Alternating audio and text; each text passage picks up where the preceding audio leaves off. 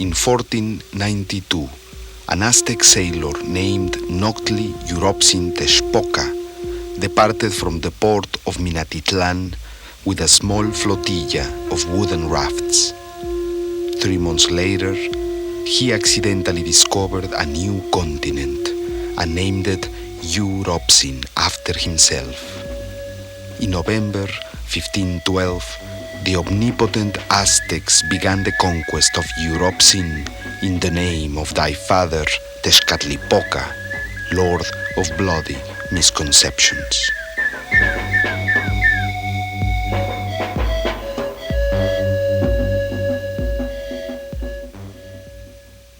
I remember, said the Indian poet, when our continent still had no name, and there were no tongues to help us lick the things of the world. Nikaya. The crystal days of my childhood were shattered by their arrival. Spanish, French, Anglo-Saxon, no te cuyowan, he screamed. Who called you, by the way? Cortés, Maximilian, Ronald I. Did anyone ask you to come? We recognize that Chicanos are indigenous people to this land. We are native to this land. This is our land. We recognize that our roots are through Mexicanos, and Mexicans are Indian people, Mexica. We, as our primary focus, have identified Mexican, Indian, and Chicano culture and art as the basis of our strength. We see those groups as the only groups that are native to this region. It's not imported. It doesn't come from Spain. It's not Hispanic. It doesn't come from Europe. It doesn't come from any other area than right here. For we as Chicanos realize that our people were here and were conquered by others. We have to understand that relationship. In a way, for many, many years, our arts and our cultural expression have been in captivity, and we are going to release that spirit and let it fly free. I felt that in my arts and in my cultural expression, I wasn't alone and singular, but I was part of a total community that encompassed not only dance, but theater and music and painting and murals and everything else. Chicano shaman freezes in the video screen. Chicano murals are x-rays of his memory. No one was there to imagine that this land of encounters called Califas would be mortally sliced in half. Mexicanos y Chicanos, nosotros y otros los amputados del más allá.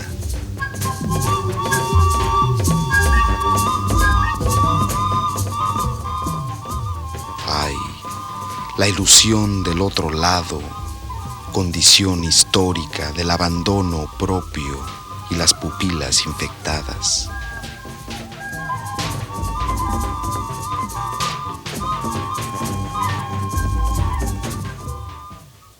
There is a politics for Chicanos is total resentment, two-way resentment, a system that feels very intimidated with the things that we do and the way that we talk and the way that we dress. Resenting that and allowing us in only if we change to be like that sociedad. And when we don't, they make it really rough.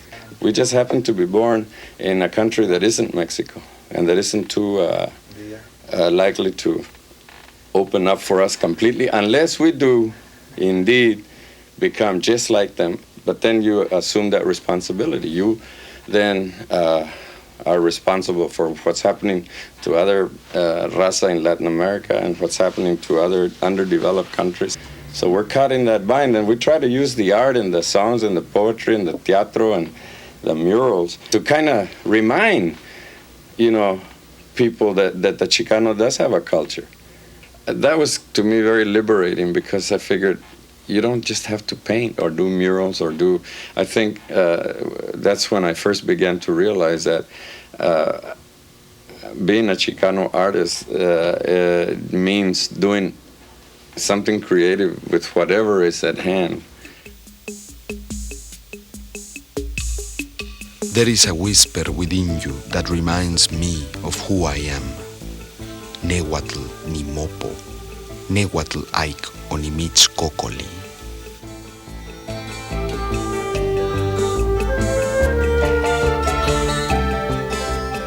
There is an altar in the middle of the street. Flowers and candles surround a video monitor where images of Aztec wrath overlap with barrio tenderness. Trazando caminos andamos entre barrios y mentes con los sucios pinceles de la memoria.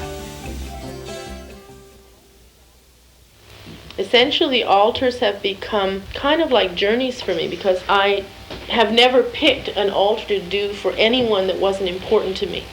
So they've become homenajes, and mostly I've done them for Day of the Dead. And each person that I've picked has either been someone who was personally very important to me, or they've been done for people who symbolically are important to me. In a peculiar way, I feel as though that's why altars are the things that I do best, and why, in fact, I found my way to them. Because I think that essentially what they are is they're a historical record for me. So somehow I have this idea that people who were in two cultures and people who were creative were the same people. I felt that they were the people closer sort of to the heartbeat of culture, that they're the people who monitor it in some way, either because they express it or reflect it or study it. For me, aesthetics was the door to spirituality, because I'm always vehemently non-Catholic and non-religious, and yet I, for years, keep doing these altars, and so finally I realized that's just my way of getting to it.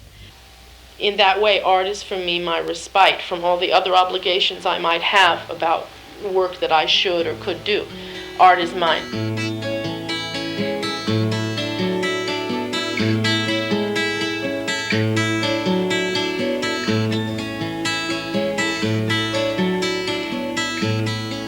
Now the weight of winter's gone. Once again I see the sun, and the birds come out to sing, tell the world she's home again.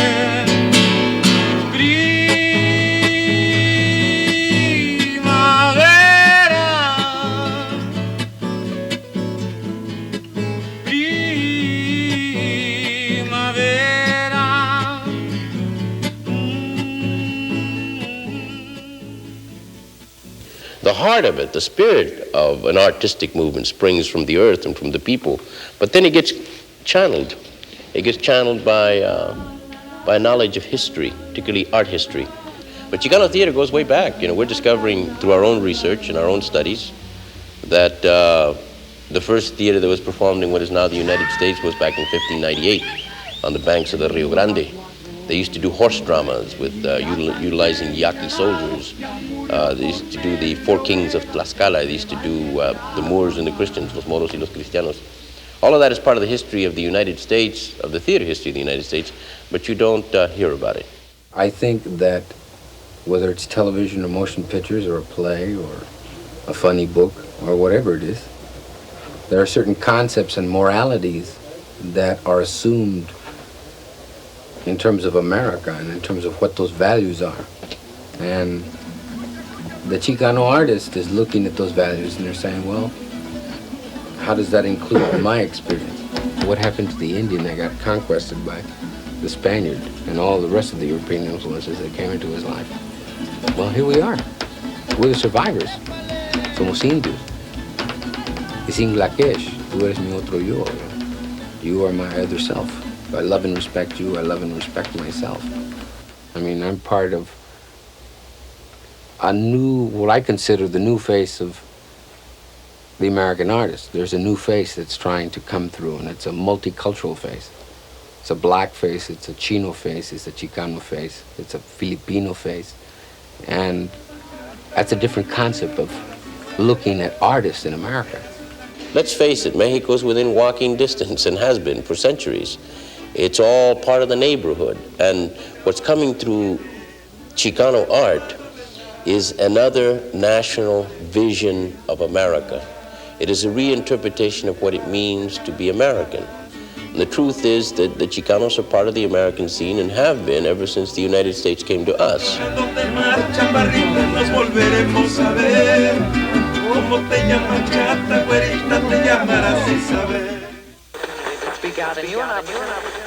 I am from Sacra, but my parents were from Mérida.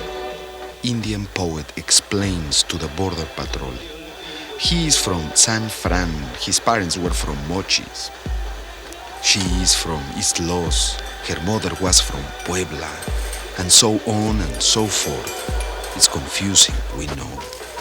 Our nation extends from the tip of Patagonia to the peak of your tortured imagination.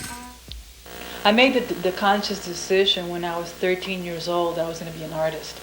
And I saw it as just about the only way out of being stuck in a typical situation, being from a small town, not having very many opportunities, not having very many resources. Before that, the Chicano movement, I think I was very confused. I still did not have it clear in my mind what was going on with the racism.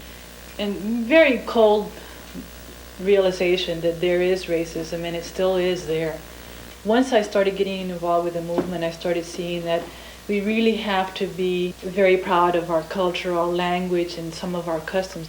And so that's when I decided to do images of things that I liked, that I felt were very important to me, and that was family events, family happenings, things that I saw that were that I remember very pleasantly. Also, I wanted the Chicano audience to see those kinds of things and relate to it and feel good about seeing that kind of images that they are very familiar with as a fine art form. I used to be del Pocatl, el mero mero, el siete máscaras, you know. But one night, someone stole my kaleidoscope and I learned this other language. Don't merely evoke the past, Grambato replies. Place yourself in the future, and from there, bien afilado, reinvent the entire continent. If necessary, turn it upside down. I come face to face with the relationship or the connection between the making of pictures and politics and social struggle. And so it's this kind of a situation that gets me to really change my understanding of my role as an artist, as a visual artist, and one who does not, in the romantic tradition, sit in an ivory tower and looks down and watches the world go by, and who will then make statements about that. No, I became engaged in that which I saw and painted or made prints about. I didn't distinguish me from it. I was it, involved in the historical making process, which my images were concerned with. The production of art by Chicanos now is not isolated. It is part and parcel of a world movement of picture makers. We got to reproduce constantly the fact that we have produced images for decades and for centuries and for thousands of years. I saw the all-purpose police busting a young Chicano for breathing. El Johnny looked at them through his Alba Nene glasses and asked, ¿No más for cruising, carnal? Si llevo 20 siglos caminando. cruising low from Aztlán to Tenochtitlan and back.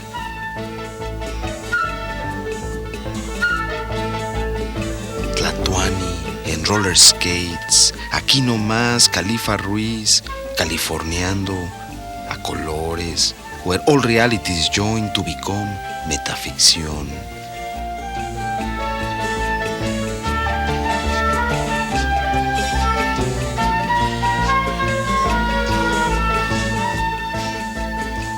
Standing on the corner of Broadway and Hell, right where English meets Spanish, el Johnny longs for his inner carnales. Al sueño lo torcieron, al poeta aquel lo baracearon y a la Susi la trituraron los medios de información. La situación está peluda. I started out as a painter in the street, and I began painting murals, not really with a tremendous knowledge of, I'd say, of the Mexican muralists, but actually as a solution that I arrived at for working with youth. I think I'm really interested in the whole urban situation, and the elements in an urban situation should be all, for me, incorporated into the design. Social problems like gang warfare, drug abuse, all those kinds of things are all elements of the design.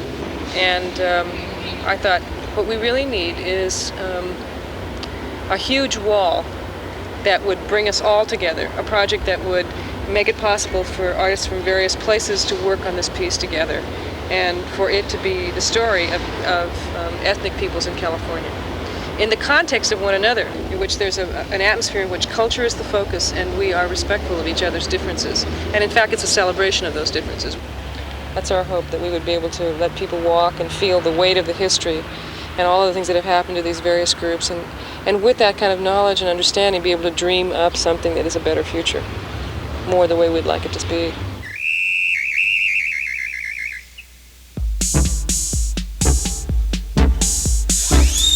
I remember, said Chicano shaman in trance, when there was no south or north, but a continuous cardinal vertigo, and one could walk collaterally toward any image or sound.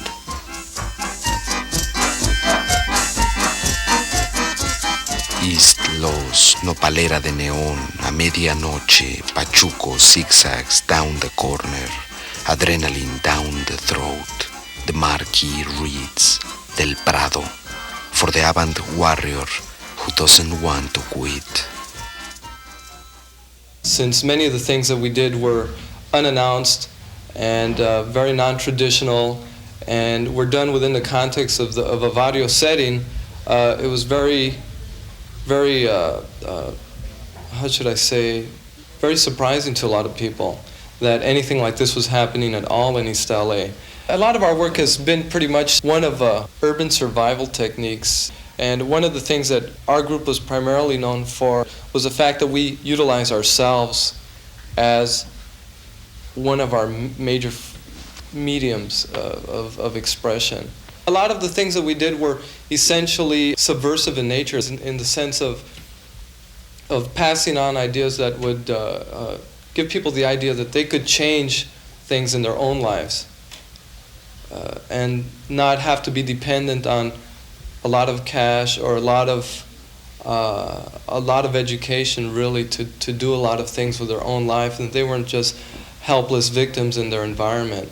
And that in itself was political, in the sense that many people where we come from are essentially taught that they have no control over their own lives, that they should just accept a ready-made package for cultural death. And we're out to change it by example. That's essentially how we do. We present ourselves as examples, alternative examples of what the Chicano experience might be, and what it is for us, and what it is for others. The linguistic patrol busted al Johnny for speaking too loud in an unknown tongue at a cowboy cafe named La Esperanza. Quetzalcoatl bursts in fire in front of 100 tourists. Tlatoani, Bonzo, ni Martyr, no traces of ancient cultures in town. Just the tire tracks of an old Cadillac. Y los chavales chapoteando con la muerte. He left the prison to become a poet, but instead they sent him to Vietnam. And now they are sending his son straight to Tegucigalpa to teach his carnales to kill their other carnales. A wounded Guatemalan refugee replies, I just don't know whether to let you know what I want. To express myself is to kill the pigeons of your psyche, to remind you who you were. I just know or knew then that my imagery came from something that I identified with, which was oppressed people. Always feeling part of the oppressed group, I drew and I worked from those inspirations. And I think that as Chicano artists, and especially myself, that we always have to look at the work that we're doing within a context of struggle. Otherwise, we get into wanting to be recognized by the same system that oppresses us. And that in itself is a contradiction. And I think that that's one thing that artists have to really resolve within themselves, because there's no way that a society that oppresses you wants you to tell them how they oppress you. The only way that they're going to accept a work that speaks about and of the oppression of people is that if they themselves can take it and turn it and maneuver it in whichever they want so that it's not so blatant, so that it gets down to just being ethnic. But ethnic imagery in its own is very safe. We've been conditioned by the society, and we talk about freedom, and we say, well, when are we really free to express ourselves? When you, in your own mind, develop a consciousness and you understand the oppressive natures and what keeps you oppressed, and once you make that decision to fight for that, then you're a very, very free individual. In 1848, when the axis of the continent shifted overnight and south became north in the blink of an eye, people began migrating in reverse, y desdibujando meridianos nos perdimos.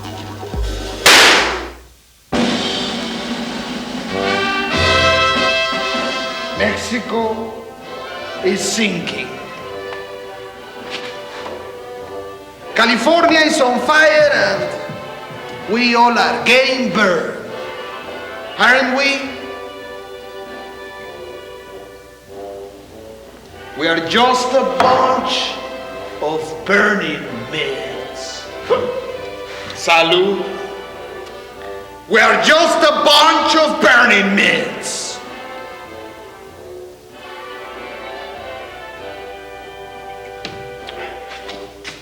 And what if suddenly the continent turned upside down? So what if the US was Mexico? What if 200,000 Anglo-Saxicans were to cross the border each month to work as gardeners, waiters, third-chair musicians, bouncers, babysitters, chauffeurs, featherweight boxers, fruit pickers, and anonymous poets? So, what if they were called Huaspanos, Huaspitos, Huasperos, or Huasbacks? What if we were the top dogs, eh? What if literature was life? What if yo were you y tú fueras I, mister?